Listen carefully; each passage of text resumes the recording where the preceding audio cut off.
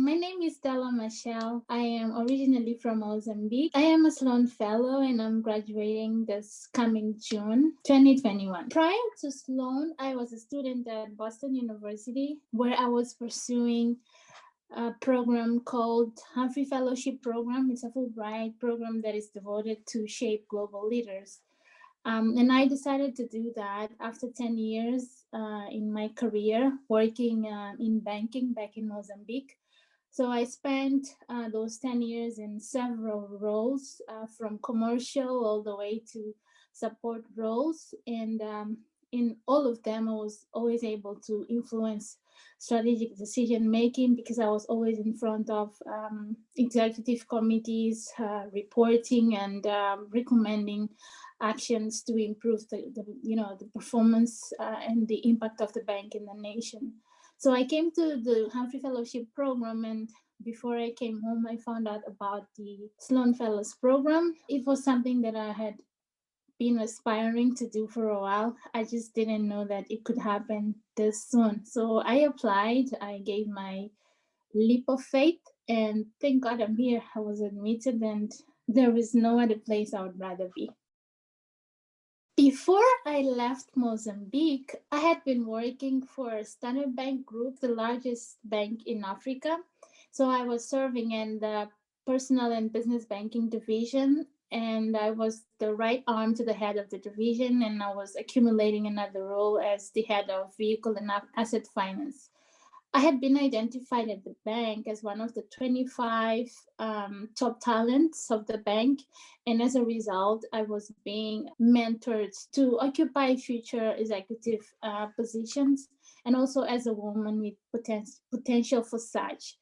So I realized that being in the US, pursuing a leadership program, I needed to do a bit more in order to be ready for the promises I had back home. So that's why I decided to apply for the MBA program, because I wanted to gain that general management training, innovation, and technology, which is something that all financial institutions globally need to survive. And to be a leader in a financial institution that wants to survive and make an impact in Africa, I just had to be at the best school in the world for that purpose. As I said in the beginning, I come from Mozambique, and Mozambique is, in terms of its financial market, is so small and so basic compared to the US and, to the global spectrum that I find at MIT. So when it comes to positioning myself, I mean, I came into this place with a lot of confidence and with a lot of, hunger to gain knowledge and experience and meet people, to gain, to build bridges to take back to my country, so that the problems that the country faces are not just mine, but I can count on a global network of minds and hands, to help address them. But when it comes to positioning yourself in a place like MIT, where 360 degrees around you just find people doing great things, and you kind of feel a bit small.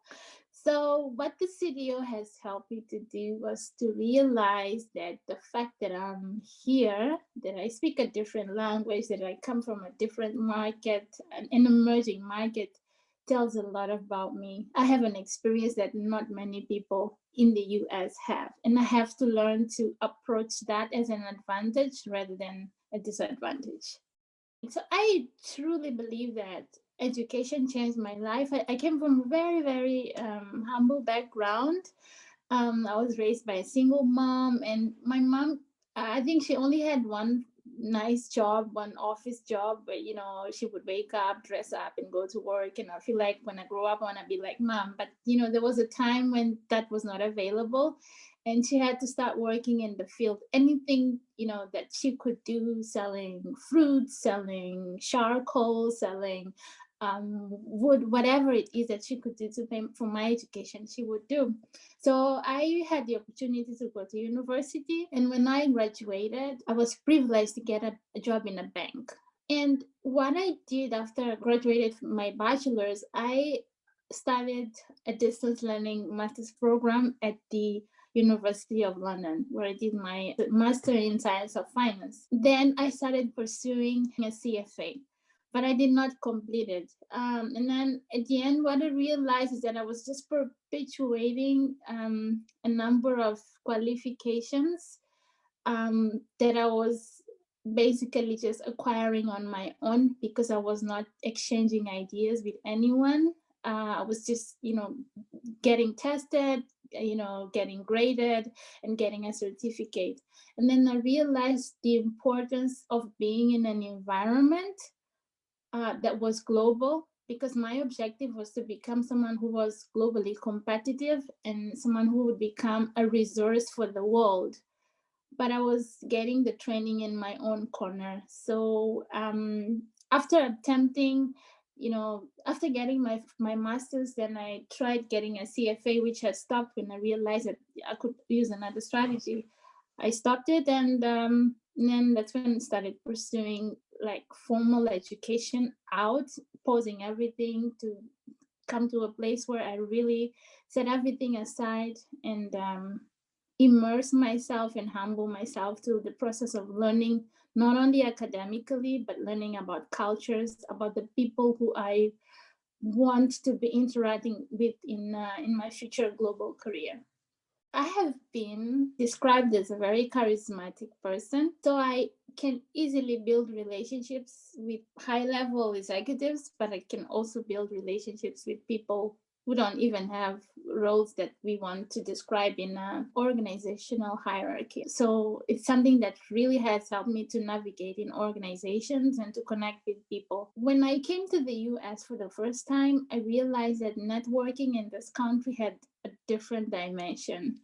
And I think I resisted the term and the concept for some time because I always thought that the networking was about people being in the same place looking for people who can do something for them. And that was totally against my values and the way I like to approach relationships. That actually was keeping me away from networking opportunities, networking events.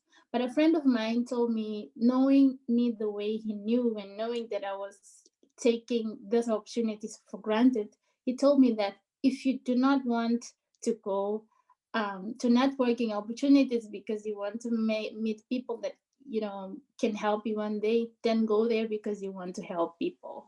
So that's how he changed my mind. He helped me to see that networking is not about going places and mixing up with people because you want something from them, but it gives you an opportunity for other people to reach out to you so that you can make a difference in their lives. What I have been doing at MIT to make that process easy is to enroll in as many action labs as possible, because they give me the opportunity to work in problems that actual companies are facing. It gives me the opportunity to make a difference in those companies, and as a result to not only mix up with meet the colleagues in my program, out of my program, but also to meet leaders and staff of the organizations whose problems I'm helping to address. So my advice to fellow students is that if you are like me, or if you had the initial notion of networking I had before, my advice is just go out there and propose to help people, and this is how you will build your community. And I can give you one example. I am part of the organizing team of the MIT 2021 FinTech conference, and I was responsible to reaching out to some of the speakers that will be at the conference. And as a result, I had to go back to my contacts, people I was comfortable talking to and people I was not comfortable talking to. So, being involved in those activities, being involved in trying to solve a problem really gives me an opportunity to bolden up and rise up and, reach out to people. I think the toughest decision for me throughout my career, I changed jobs twice. And that moment of telling people I have to leave has always been the most difficult for me. In my first job, it was extremely difficult because that was the place that gave me the opportunity not only to get a job, but to completely change my life and take my family out of, poverty. So when 5 years later it was time to move on, and it was difficult. I felt so grateful to them, but I just hungered for more. So that moment to tell people I have to leave is really the most difficult. And my at Standard Bank before I came to the US, I was extremely happy. I was in a leadership position, and I felt like, what if I go to the US and then I have to come back home and I have to look for another job? But the conversation went to a different direction. They gave me two sabbaticals, the first one to attend the Humphrey Fellowship program, and the second one to attend this program. And that was the first time in my company. So it took my courage in order to open an opportunity for other people, to pursue studies while working without having to quit their jobs. The first good advice that I got was when I was a graduate trainee in my first job at ABC. And my boss at the time told me that you need to learn to do things with perfection. He gave me the example of a cleaner. He says, when you clean, when you're sweeping the street, even if that is your job, you have to sweep the street such that if somebody comes, they want to know who swept, who cleaned this place. This is how you want to be in everything that you do. So that was an example that I never forgot, and really encouraged me to pursue excellence in everything that I do. It's not possible to be perfect, but I think the most important is to try to do the best that we can do with the resources that we have. The other thing that really changed my life was finding a purpose in my work. When I started my career, all I wanted was to do a job that was recognized and to do a good job, like my boss had taught me. But I did that for about 5 years without having a purpose. But then one day I joined Standard Bank, and it completely changed the way I view and I approach work. It was the first time I think I learned how to recite the mission and the vision of the bank and to find myself in that mission, in that purpose. So from finding my purpose at work, it led into, trying to find my purpose in life. Why am I even alive?